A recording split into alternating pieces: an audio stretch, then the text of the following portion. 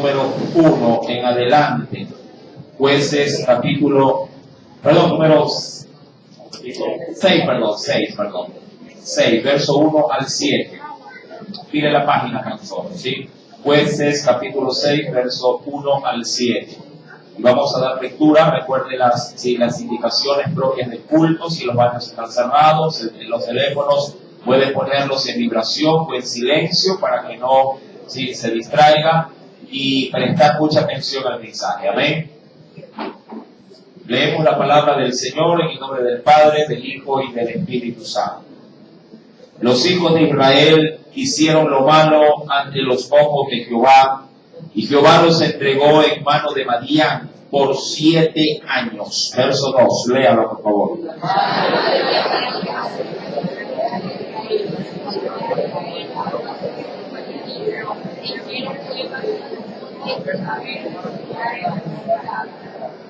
Pues sucedía que cuando Israel había sembrado, subían los madianitas y amalecitas, los hijos del oriente, contra ellos. Subían y los atacaban.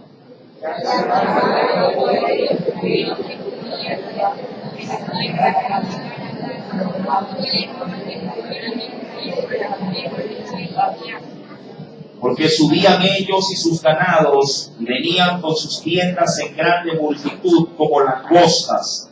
Ellos y sus camellos eran innumerables. Así venían a la tierra para devastarla. Verso número 6.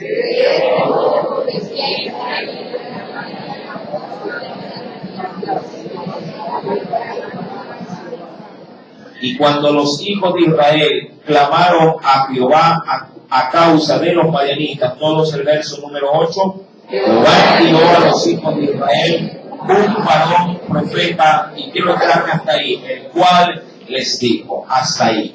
Inclinemos nuestro rostro y oremos. Padre, en el nombre de Cristo Jesús, gracias, oh Dios, porque en esta noche, Padre, como es tu misericordia para con nosotros, nos da siempre una oportunidad especial para poder estar aquí, oh Dios, en esta tu casa, en este lugar.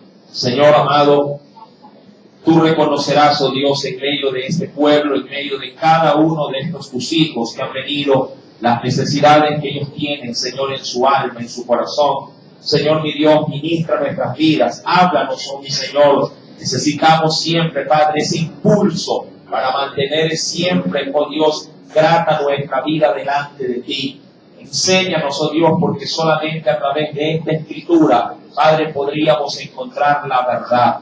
Ella habla de ti. Ella, oh Dios, da a conocer tu voluntad, pero ella necesita estar grabada en las tablas de mi corazón. Espíritu Santo, háblanos pues, oh Dios, conforme a la necesidad de cada uno de tus hijos. Oh Dios, agradecido estoy, pues sé, oh Padre, que lo harás para gloria y honra de tu precioso nombre. En el nombre de Cristo Jesús. Amén y amén. Cuando se narra en Jueces capítulo número 6, estos primeros 7 versículos leídos, obviamente todo es calamidad y tristeza. Vemos a través de estos pasajes bíblicos de qué manera la nación que había obtenido de parte de Dios, la tierra prometida, la tierra de Canaán, y luego de que ya Josué estableciera la repartición de esas tierras para las 12 tribus de Israel, con el pasar de los años el pueblo penosamente comenzó a perder terreno, comenzó a perder las bendiciones que Dios les había derramado. Tanto así que dice la Escritura que se levantaron pueblos de medio, de ese sector o de esa zona, y comenzaron a hacer gran perjuicio en medio del territorio israelita. Si usted me acompaña, por favor, al versículo número 3, dice la Escritura que cada vez que Israel había sembrado, dice el verso número 3, subían los madianitas y también los amalecitas, que eran obviamente moradores de aquellas tierras también, y los hijos también del oriente, posiblemente hubieran sido los árabes. Contra ellos subían, dice la Biblia, y los atacaban.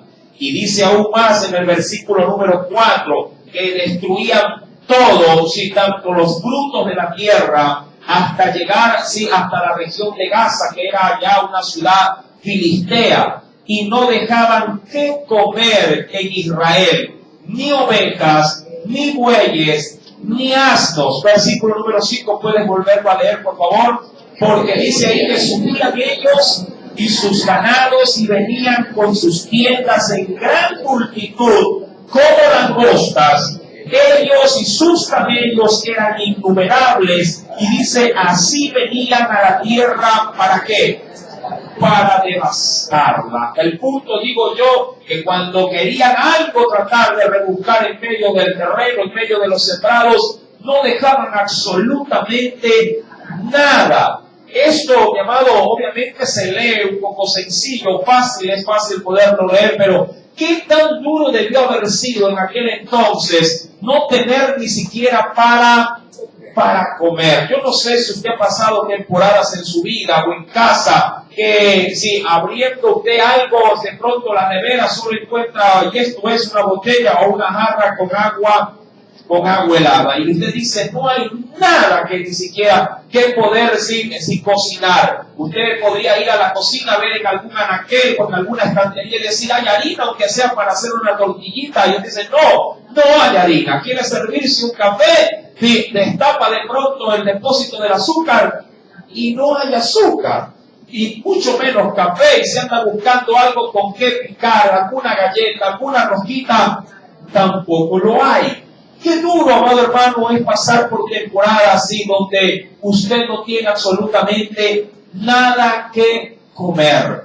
Esta situación, mi amado hermano, obviamente Israel la pasó, no necesariamente porque no tuviesen la facultad de traer la provisión a sus casas. La provisión existía, los territorios estaban ahí para ser cultivados y cosechar justamente lo que se habría de cultivar. El problema era que venía gente armada de otros lados a devastarlo absolutamente todo. No sé si en algún momento le cayó visita sorpresa a la casa, donde lo que usted de pronto almacenó, guardó o estimó conveniente, sí, comprar y decir esto me va a durar 15 días. Cuando llegaron las visitas, sin sorpresa, no le duraron ni 2 días. Si usted de pronto dijo, ahí compré una cubeta de huevo, a mí ya los míos nos duran, qué sé yo, 15 días. Llegó la familia, llegaron los amistades y en 2 días se fue la cubeta. Así mismo puede llegar a pasar con un quintal de arroz. A uno le puede llegar a durar un mes entero, pero cuando cae gente,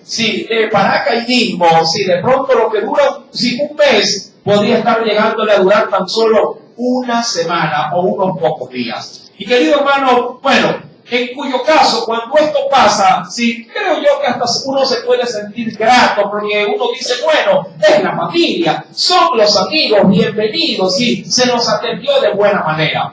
Pero, ¿qué pasaría si eso mismo acontece? Porque no le pagaron, porque le robaron de pronto el cheque de la semana, porque se enfermó alguien en casa y todos los recursos que van para la comida se le va en una receta. Y ahí, ¿cómo hacemos? Amado hermano, es evidente que la desgracia llegó a la nación de Israel. Pero dentro de estos primeros 7 versículos nos olvidamos de un antecedente, de un ingrediente muy, pero muy importante que causó el origen de este terrible mal. Si uno va, y venga por favor al verso primero, del capítulo 6, de los Jueces, usted podrá considerar que nos dice el Señor que esto aconteció a causa de lo siguiente. Lea por favor nuevamente conmigo el versículo número 1. ¿Qué nos dice el Señor? Los hijos de Israel, ¿qué nos dice? Hicieron lo malo ante los ojos de Jehová. Ahí quiero llegar. Los hijos de Israel hicieron lo malo delante de los ojos de Dios. Amado, a veces decimos, no sé por qué me han bajado las finanzas, no sé por qué ya no vendo como antes, no sé por qué ahora ya no me está yendo tan bien. Amado, a veces esta pequeña expresión bíblica puede ser desatendida, puede ser tenida con muy poco valor o estimación. Pero bíblicamente hacer lo malo conlleva penosamente gravísimas consecuencias. Amado hermano, bíblicamente, de hecho, si usted va a Deuteronomio capítulo 4, Hay un texto bíblico ahí medio escondido. Sí, aun cuando no está escondido, es visible, solo hay que encontrarlo cuando uno se dispone a leer la Biblia. En Deuteronomio capítulo número 4, sí, lea por favor con detenimiento el versículo número 25 y 26. Dice el Señor, ¿lo tiene? Deuteronomio capítulo 4, verso 25 y 26, dice ahí: cuando hayáis engendrado hijos y nietos, es decir, cuando te hayas establecido y haya ya descendencia, y hayáis envejecido en la tierra, hablándole de la tierra que sí, luego la heredaría, si os corrompiereis, ¿lo tiene? ¿Va conmigo? Si os corrompiereis e hiciereis escultura o imagen de cualquier cosa, y dice, e hiciereis lo malo ante los ojos de Jehová vuestro Dios. ¿Para qué? A veces uno dice, no, yo no creo que Dios se enoje conmigo si me llevo algo que no me pertenece del trabajo. O yo no creo que Dios me vaya a recriminar simplemente porque vi a un necesitado y pudiéndole ayudar pasé de largo. Mi amado, dice la Escritura, si en el versículo número 25 estamos, si se hicieran lo malo ante los ojos de Jehová vuestro Dios para enojarlo, yo, dice ahí, pongo hoy por testigos, ¿a quiénes? Al cielo y a la tierra, que pronto pereceréis totalmente de la tierra hacia la cual pasáis el Jordán para tomar posesión de ella. No estaréis en ella largos días sin que seáis destruidos. Y eso mismo es lo que estaba comenzando a experimentar, ¿quién? La nación de Israel. ¿En dónde? En la tierra prometida, en la tierra que Dios había jurado que fluía, ¿qué cosa en esa tierra? Leche y miel. Pero, mi amado, ahí no había leche, allí no había miel, allí había solamente despojos, tierra polvorienta, así no había ni qué comer. Ni así también esto, porque no solamente estaban siendo perjudicados en su digamos, alimentación, aún, llamado, en su habitación, ya no eran las tiendas, ya no eran las casas. Dice la Escritura, si vuelves por favor conmigo al libro de los Jueces, en capítulo número 12, versículo 2, dice, la mano de Madián prevaleció contra Israel, es decir, que salieron a luchar, pero los madianitas, ¿qué hicieron en la batalla? Ganaron. Israel perdía. Versículo 2 sigue diciendo, y los hijos de Israel, por causa de los madianitas, ¿a dónde se fueron a vivir? Se hicieron cuevas en los montes y cavernas y lugares fortificados. Digamos que el que mejor vivía tenía una cueva así con piedras ahí para poder tapar la entrada y tratar de refugiarse. Esas eran sus casas. Luego de que Dios les hubiese dado todo, mi amado hermano, el territorio sí, de Canaán, para que lo disfrutasen, para que vivieran de manera cómoda, pero claro, viviendo conforme a los mandamientos de su Dios. La desobediencia, mi amado, traerá graves consecuencias. No podemos, sí, haciendo lo malo, solicitar de Dios bendición.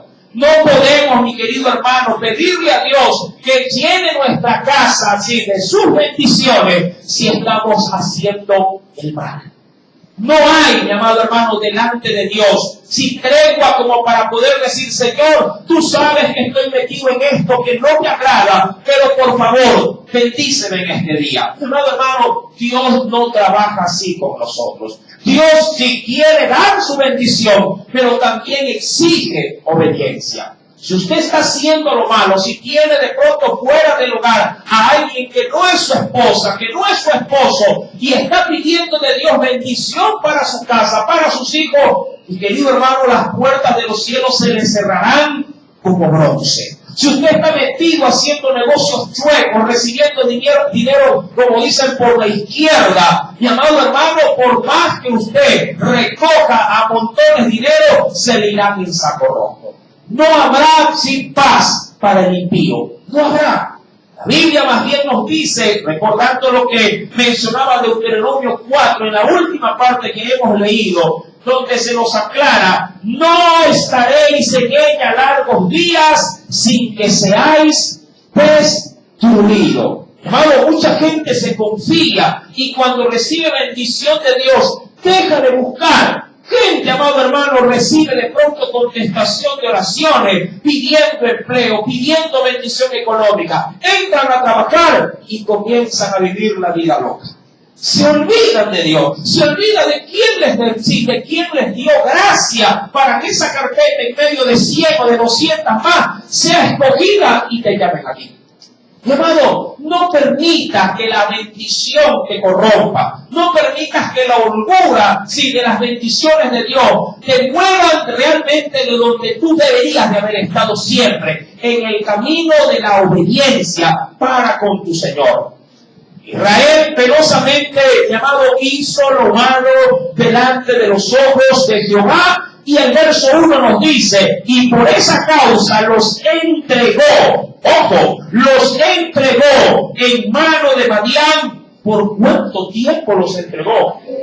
Ahora, la Biblia en el versículo primero lo único que hace es anticiparse a lo que sucederá después. ¿Por qué no los entregó 6 años? ¿Por qué no los entregó 9? ¿Por qué los entregó 7 años? Porque al 7º año el pueblo recién, ojo, después de 7 años, recién se acordó que había un Dios que los podía salvar. ¡Qué curiosidad! No sé, mi amado hermano, ¿usted cuánto tiempo puede aguantar una hambruna y una calamidad de esta naturaleza en su casa, en su hogar, con su familia? ¿Cuánto tiempo podría aguantar si tomando todos los días, qué sé yo, sopita de fideo y por las tardes y en las mañanas agüita de canela? ¿Cuánto tiempo podría comer así usted? ¿Cuánto tiempo? ¿Una semana? ¿Un mes? ¿Un año? Mi amado, aun cuando usted no lo crea, hay mucha gente que viene comiendo así durante toda su vida. Solo arroz con atún, solo arroz con huevo frito, y se mantiene así, y sabe él que tiene que buscar de Dios. Sabe él que está teniendo delante de su Dios un problema, porque él no se afianza, no se afirma, le cuesta obedecer, pero él sí vive y hace sufrir a lo suyo, pero no cambia su realidad. Mi amado, no pienses que Dios te va a sentir pena. Si ay, pobrecito, bueno, hace lo malo y está comiendo arroz con huevo frito, bueno, mañana le mando un pollo. Mi amado, Dios se compadece con el hombre que se arrepiente, no con el endurecido que reaciamente dice: no, así voy a quedarme aun cuando yo sé que esto es porque no estoy buscando de Dios, o porque yo sé que estoy haciendo las cosas que a Dios no le agradan. Mi amado, si obstinadamente entras a pelear con Dios, Dios te dejará vendido por la eternidad. Mi querido hermano, Dios no gana nada cuando tú, mi querido hermano, te apartas. Tú ganas, tú pierdes cuando te apartas del Señor. Tú pierdes. Dios te puede vender, no necesariamente a los madianitas. En la actualidad hay mucha gente que está vendida a la enfermedad. Hay mucha gente que está vendida, mi querido hermano, parece mentira, está vendida en la tristeza, en la amargura. Y Dios los deja a su abandono porque se olvidaron de Él y comenzaron a hacer ¿qué cosa? Lo malo. Mucha gente está vendida al dolor, está vendido, mi amado hermano, al desamor, está vendido penosamente en las deudas y no puede salir. Hace un hueco más grande para tapar el hueco más chiquito. Debe 500 y presta 1000 y cuando se da cuenta no pagó ni los 1000 ni los 500 tampoco. Mi amado, y de esa forma vive su vida de una manera trágica. Y Dios no hará, ojo, ni una sola intención de querer salvarte si tú no reconoces tu pecado. ¿Por qué? Porque Dios ya hizo todo lo que tenía que hacer. Dio a su Hijo para ir en rescate de nosotros. Su Hijo se ha presentado con su Evangelio de 1001 formas. Te han tocado la puerta, te han dado un tratado, has escuchado por la radio, has venido de pronto invitado a la iglesia, conoces más que bien el mensaje, pero no das ese paso de venir y ahí humilladamente clamar a Dios misericordia. Y claro, apartarte de tu pecado. Porque esa llave de arrepentimiento funciona cuando hay disposición para abrir el candado de la desobediencia y decir, Señor, quiero ser libre de esto, y si de algo quiero estar preso, es de tu espíritu, de tu amor y de tu palabra. ¿Sí me está entendiendo? Amado hermano, Dios vendió a su pueblo, no porque Él quería el mal para ellos, pero era la única forma de que el pueblo pudiera entender que Dios honra, como siempre lo digo, a los que le honran. Dice la Escritura, pues, en el versículo, avanzo por favor, dentro de este precioso texto, porque esta situación no solo se repitió para muchos pueblos en el Antiguo Testamento, esto también está para el día de hoy, para su iglesia. Acompáñame por favor a la carta a los Romanos y mira con detenimiento lo que nos dice allá en el capítulo 2. Carta a los Romanos. ¿Lo tienen? Capítulo número 2. Dice el Señor, hablando obviamente de los hijos de desobediencia y de la consecuencia de la desobediencia. En el verso número 8 al 9 dice, pero ira, ¿lo tiene? Versículo 8 al 9, capítulo 2 de Romanos. Pero ira y enojo a los que son contenciosos y no obedecen a la verdad, sino que obedecen, ¿pero a qué obedecen? Obedecen a la injusticia. Digamos así, no quiero obedecer a la sobriedad, sino que obedecen de pronto a qué? Al mosto. ¿Obedecen a qué cosa? A la borrachera, al estar siempre bajo el efecto del alcohol. Versículo número 8 al 9 nos dice, pero ira y enojo a los que son contenciosos, no obedecen a la verdad, sino que obedecen a la injusticia. ¿Qué habrá para ellos? Tribulación, angustia sobre todo ser humano que hace y sabe lo mismo, que hace lo malo. Y dice la Escritura, al judío primeramente, es decir, a mi pueblo, pero también a quienes, a los griegos. Y esa era obviamente la división, si diríamos social, de aquel entonces. Si judíos y griegos complementaban el antiguo, diríamos, imperio romano. Y ellos obviamente tenían sometido a los judíos. Mi querido hermano, esa ley, si bien es cierto, ha cambiado en sentido de que los pueblos eran diferentes a los actuales, pero lo que no ha cambiado son los principios bíblicos de Dios para nosotros. Esos se mantienen inalterables. Usted es desobediente hoy, se identifica con la desobediencia del pasado. Aquellos que desobedecieron en el pasado y fueron castigados, también al día de hoy los que le desobedecen a Dios también serán reprendidos. Aún más nos dice que en la tercera carta del apóstol Juan, allá en el capítulo 1, verso 11, tercera de Juan 1, verso 11 dice, amado, no imitéis lo malo, sino lo bueno. El que hace lo bueno es de Dios, tercera de Juan, pero el que hace lo malo no ha visto a Dios. Esto obviamente nos coloca fuera de su gracia, nos coloca fuera, sí, de su bendición. Ahora, eso es tercera de Juan, capítulo 1, verso 11. Ahora, volviendo por favor al escenario bíblico de Jueces, podemos entender desde el capítulo 6, verso 1 al verso 7, que las consecuencias de la maldad del pueblo, de la idolatría y del olvido de las leyes de Dios, no se dejaron esperar. Dios, ante la desobediencia, ¿qué fue a hacer? Básicamente abrió la cerca y dijo a todos los enemigos de Israel, entren y destruyanlo. Eso es más o menos como tratar de dormir con la puerta abierta. Usted espera encontrar el televisor encima de la cómoda, ni la cómoda me encuentra. Obvio, cuando uno hace lo malo sin darse cuenta, abre la puerta para la enfermedad, abre la puerta para la discordia, abre la puerta, amado hermano, para que la maldición de Dios venga a nuestros hogares. Y es ahí donde obviamente Satanás aprovechará nuestra resistencia, nuestra rebeldía, y entrará, como lo dice la Biblia, como un león rugiente buscando a a quién devorar. Y si obviamente el pueblo de Dios es el que ha incurrido el pecado, peor todavía, nos entrará a dar, sí, para destruirlos. Ahora, cuando esto pasó, el pueblo, como se lo anticipaba, penosamente, y digo penosamente porque esperó ¿cuántos años de calamidad?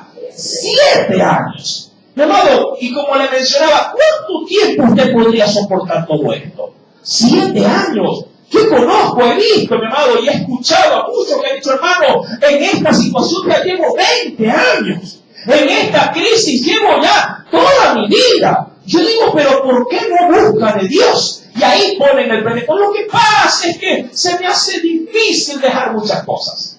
De modo, ser cristiano no implica tanto dejar muchas cosas. Implica es entregar el corazón a Dios. Dios es el que te ayuda a que todas las cosas que te están haciendo daño en la actualidad, Dios se encarga de limpiar ese pecado, por así decirlo. Él se encarga de quitar esas escamas para dejarte listo para el sartén o para el Espíritu Santo. Sí, estoy simplemente, sí, hablando de manera figurativa. Mi amado hermano, si tú vienes al Señor, no pienses que debes de venir santo. Dios no recibe a los santos, recibe a los pecadores. Él los hace santos cuando vienen a su presencia. Amén. Dios está, llamado hermano, en su clínica esperando a todos los moribundos, a los que están de alguna forma desahuciados por el pecado. ¿Para qué? Para que cuando se venga en ese estado, sea de Él la gloria de la transformación que ha hecho en nosotros. Nadie puede decir, hermano, es que tengo que dejar de ser borracho para buscarle a Dios. Es que tengo que dejar a las 3 mujeres que tengo para buscarle a Dios. Hermano, eso no va a suceder. Tu pecado te esclaviza. Y eso ya lo hemos visto en mi enseñanza. Sí, propiamente allá en la carta de Romanos. El pecado esclaviza al hombre. Por más que tú quieras ser libre, si tu pecado permanece, no podrás. Solo Cristo puede romper la cadena del pecado. Solo el Señor puede trabajar en una vida atada por la maldad, siempre y cuando ese hombre, esa mujer, tome la determinación, escuche la voz del Espíritu Santo y diga, sí, amado pastor, yo quiero recibir a Jesús. Él me puede libertar. De lo contrario, tu realidad no va a cambiar jamás. El pueblo, sí, al versículo número 7, venga conmigo por favor de Jueces capítulo 6. En el versículo 7 se nos dice, y cuando los hijos de Israel clamaron a Jehová, ¿a causa de quiénes? Y esa es la presión, porque si no hubieran estado los madianitas, el pueblo nunca hubiera, ¿qué cosa? Nunca hubiera clamado. Penosamente, lo diríamos que el juicio de Dios tiene algo bueno, tiene una connotación buena. A veces es bueno estar enfermo, porque la enfermedad es la que te hace, ¿qué cosa? Te hace clamar. Sí, a veces es bueno estar en miseria, sin nada en el bolsillo, porque la miseria te hace clamar. El problema te hace buscarle a Dios. Si la situación, la crisis te hace buscarle a Dios. Cuando ya no das abasto, dice Señor, ahora sí, vengo a tus pies, decido buscarte.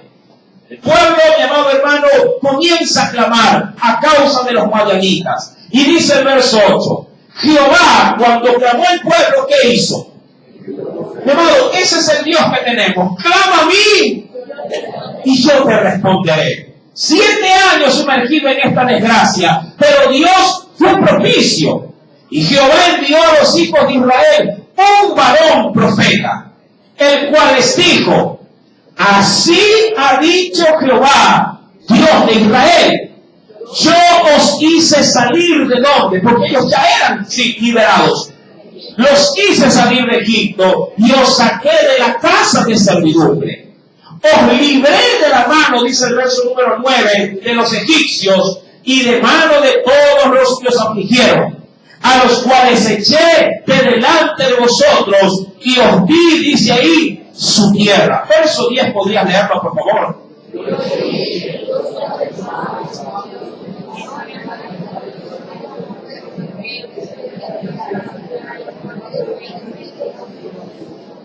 Ahora, hasta allí actuó el profeta. Ahora, curiosamente, en esta porción bíblica, en esta expresión de las palabras de Dios a través de los labios de ese profeta, de ese mensajero, mi amado, Dios lo único que hace en ese momento es ¿qué cosa? Dar a conocer al pueblo todo lo que ya Dios había hecho por ellos. Y hacerles notorio ¿qué cosa? Su pecado. Ya que en la parte final, ¿qué nos dice en el verso número 10? ¿Qué dice la Biblia? Pero no habéis obedecido a mi voz. Ahora, Dios no necesariamente, ojo, no necesariamente cuando sabe que estamos pagando por nuestro pecado con aflicción, con enfermedad, con algún tipo de crisis, no necesariamente Dios va a decir, a ver, bueno, ya te arrepentiste, listo, ahora sí, hasta el lunes te enfermaste, el martes ya te sano. Hasta el lunes tenías pobreza, el martes te doy riqueza. No necesariamente Dios actúa de esa manera. Porque, amado hermano, si algo hemos aprendido, sobre todo aquellos que ya tenemos un buen tiempo caminando en los caminos del Señor, valga la redundancia, sabemos que Dios, mi amado hermano, solo cuando quiere obrar de manera soberana, puede llegar a cambiar la vida de un individuo de la noche a la mañana. En la gran mayoría de los casos, Dios comienza a hacer un trabajo progresivo en la vida de su pueblo. ¿Por qué? Porque conoce lo variable que es nuestro corazón. Él conoce, amado hermano, y usted no me dejará mentir. A veces estamos enfermos, clamamos, y cuando Dios se le antoja y nos sana hoy, mañana estamos vueltos otra vez a la cantina. Así es ingrato es el corazón del hombre. Hoy está sin dinero, Dios bendice, viene el dinero hasta de donde uno menos se lo espera, y al rato estamos apostando otra vez con las cartas. Así de ingrato es el corazón, ¿verdad? Decimos, Señor, no tengo ni para la ofrenda, y viene la bendición, viene el culto, y el diezmo, ¿qué diezmo? Ya me lo comí. Así de ingrato somos para con Dios.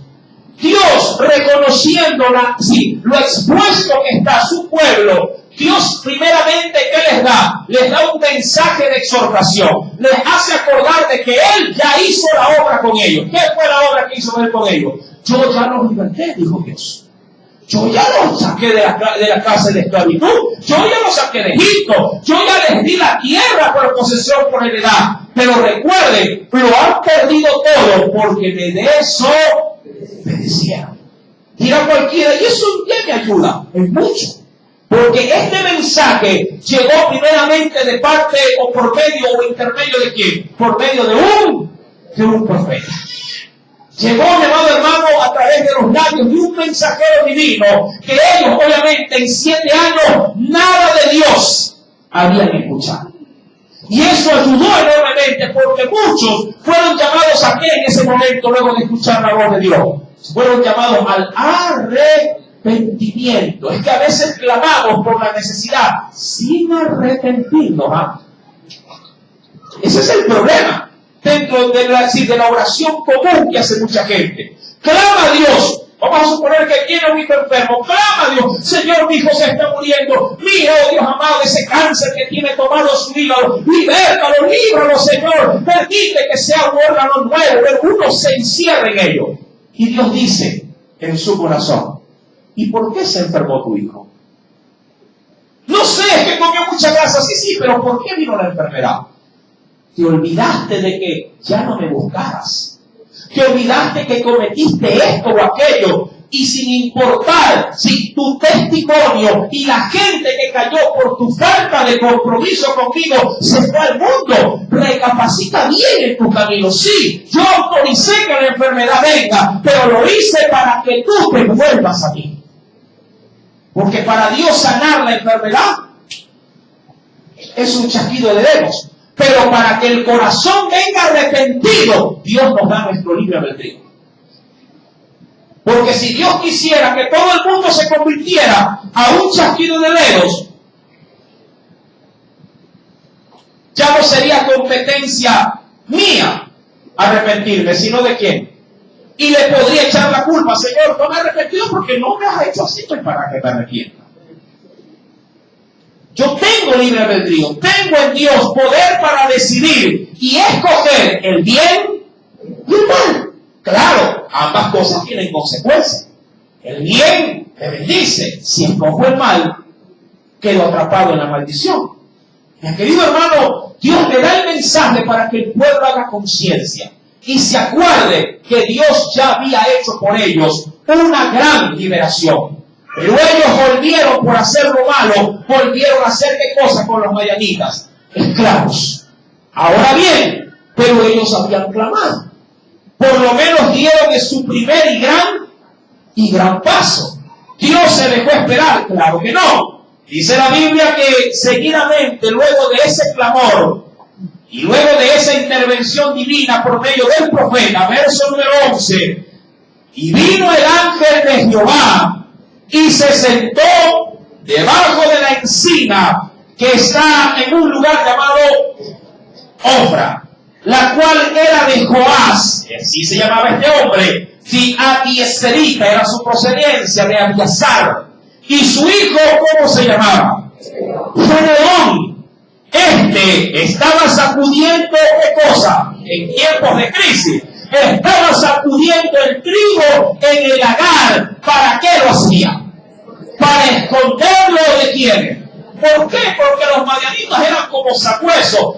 Yo creo que estaban a la casa de cualquier sembrado. ¿Para qué? Para caerle encima. Y claro, no hay cosa mejor que comer sin trabajar. Porque era el pueblo el que sembraba, pero eran quienes, los opresores, los que se cogían los sembrados. Versículo número 12. Y el ángel de Jehová se le aparece a este hombre, a Gedeón, y le dice: Jehová está contigo. ¿Qué cosa? Varón esforzado y valiente. Recuerda que Gedeón está allí timoratamente, sí, tratando de coger si lo poco o nada que logre sacudir del trigo y esconderlo. Verso número 13. Y Gedeón le responde: ah, Señor mío, si Jehová está con nosotros. Él ya hizo una pluralidad de esto, porque a la verdad Dios estaba con el pueblo. No, Dios no estaba con el pueblo. Dice la Escritura: pero si Jehová está con nosotros, ¿por qué nos ha sobrevenido todo esto? Mi hermano, esto es curioso, porque bajo el marco de lo que estamos analizando en esta noche, sí, mucha gente, mi hermano, se olvida que su pecado permanece. ¿Cuánta gente que de pronto se dedica a libar o se dedica a vivir una vida sin compromiso espiritual, dice en su penosa y triste condición: yo no sé por qué no va mal todo? Yo no sé por qué no consigo empleo. Yo no sé por qué mis hijos solo se están enfermando. Yo no sé por qué cada vez que salgo me roban. Y así se escuda. Yo no sé. Hablan o expresan sus palabras como que si son inocentes. Como que si no ofendieran a Dios. Ponen a Dios como malo. Y ellos se ponen como gente buena. Porque cuando usted habla con personas normales, de los barrios comunes de sus cuadras, son gente que aparentemente al verse en el espejo dice: pero si yo no le hago nada, le daño a nadie. Pero mi amado hermano, esto no te exime de culpa. El hecho de que posiblemente, entre comillas, vivas normal, no significa que estés viviendo conforme a la voluntad de Dios. ¿Y por qué? Porque para la gente normal, es normal, valga la redundancia, vivir en chismes y cuentos. Es normal. Es normal, es normal escucharlos hablar, perdónenme ahí, hablar de qué, del prójimo. Es normal sentarse desde la 1 de la tarde hasta las 7, 8 de la noche viendo la televisión. Es normal. Es normal no venir a la iglesia.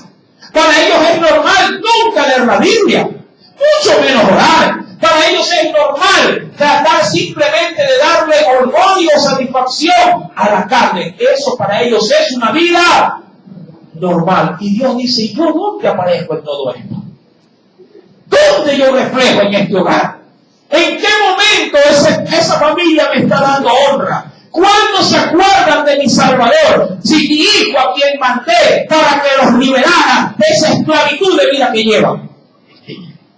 Gedeón, mi amado hermano, no está exento de culpa. Él forma parte de una larga lista de problemas en la sociedad de Israel.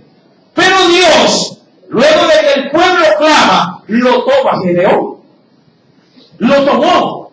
Y en su misericordia, sí, atiende la súplica de toda una nación oprimida.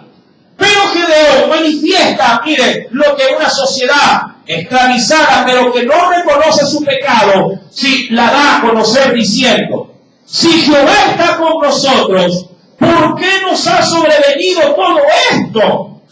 ¿Y dónde están todas sus maravillas que nuestros padres nos han contado?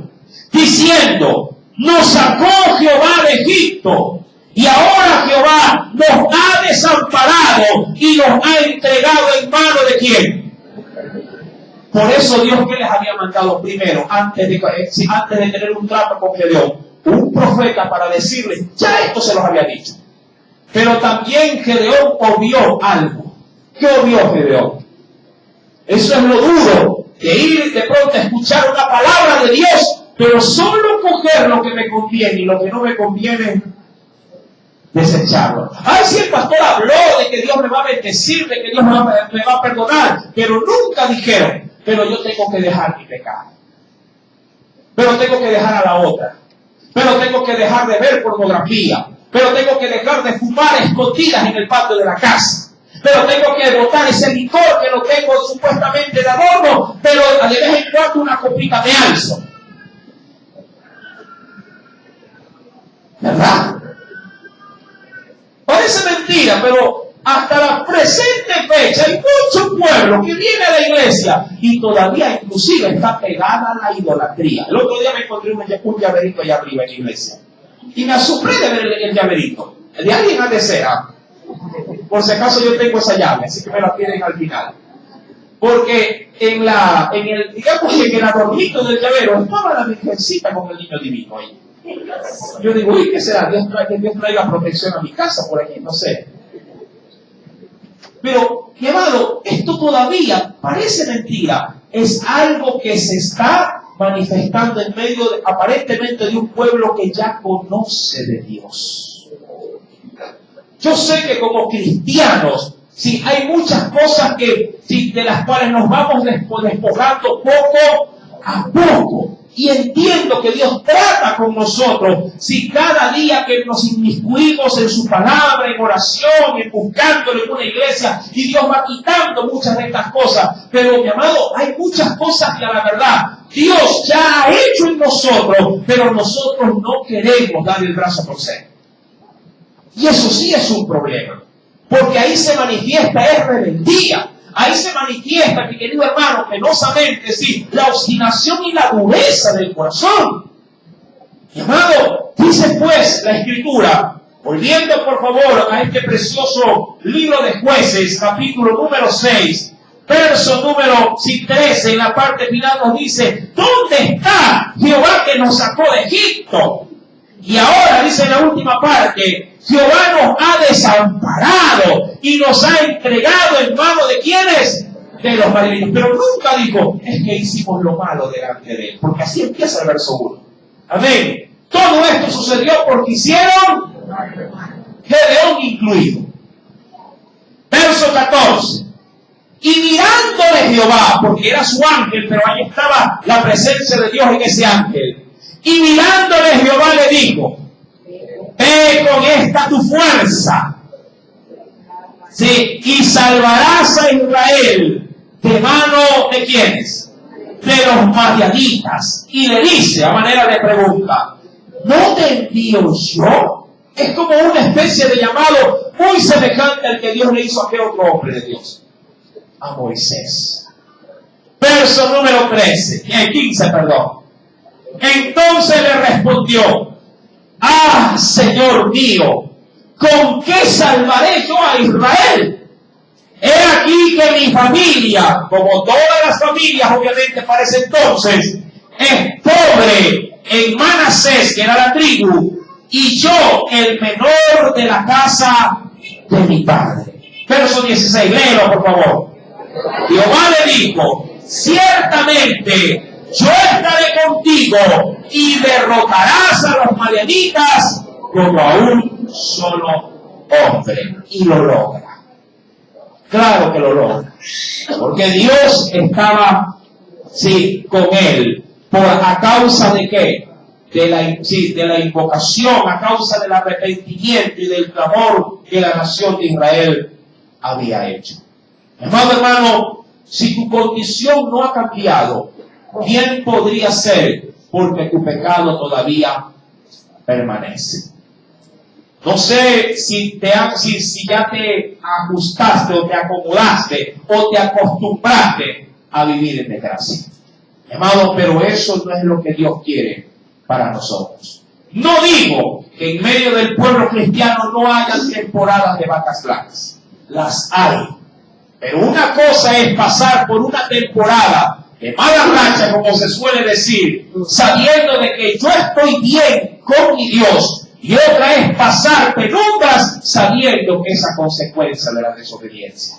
Porque cuando yo puedo llegar a experimentar temporadas bajas, llamado aún en ello, agradezco a Dios, porque sé que es mi Dios el que está junto a mí, ayudándome a pasar esas temporadas difíciles. Pero otra cosa es caer en desgracia y no tener a quién clamar, sabiendo que mi pecado hace barrera entre él y yo. Mi amado, no permitas que tu desventura sea consecuencia de tu rebeldía. Y esto no necesariamente puede pasar con alguien que no conoce de Dios. También le puede pasar a un cristiano que, confiado en que es cristiano, mengua en su forma o en su manera de buscar de Dios. Recuerda que al que más Dios le da, más también Dios le demanda. Amados hermanos y amigos, espero que en esta noche este corto mensaje haya hablado a tu conciencia, pero sobre todo haya tocado tu corazón, porque si tú estás viviendo de una manera equivocada, te recomiendo que lo busques con sinceridad para que tu realidad cambie. De otra manera, mi querido hermano, serás consumido, no por su gracia, sino por su ira. Amén. El Señor añada mucha bendición a su palabra en esta hora. Aleluya.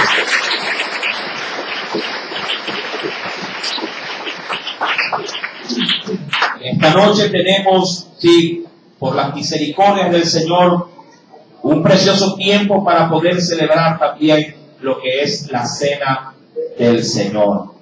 Así que invito a nuestros queridos hermanos que tienen también un precioso tiempo de participación con himnos espirituales, que puedan pasar al frente, y vamos en esta hora a disponernos de todo corazón para poder no solamente sentirnos identificados con el sacrificio de Jesús, sino que al hacerlo, reconocer que en nuestro corazón no haya impedimento alguno, porque el pecado, amado hermano, en vez de traer bendición a nuestras vidas con la cena, el pecado lo que hará es revertir la bendición de Dios en maldición. Así que, orando al Señor en esta noche, digamos: